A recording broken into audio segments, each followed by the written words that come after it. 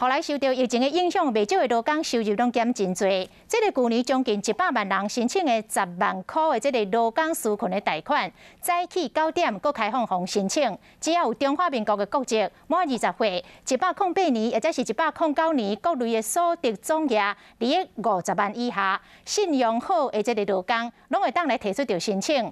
劳动部搁来补贴着第1年贷款的利息，这个名额限定50万个，提醒有需要的民众会当到35间的银行来申办。有台湾银行的户头吗？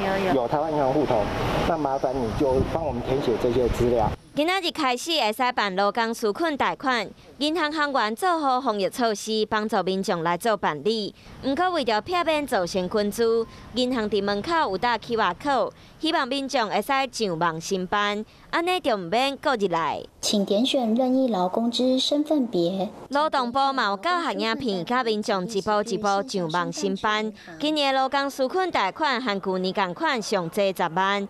贷款的利率1.845%，贷款的期限总共有3年。劳动部补贴第1年贷款的利息，只要是中华民国国民年满20岁以上，108年或者是109年，各类所得的总额无50万，信用良好的劳工，拢会使早身份证到开户的银行。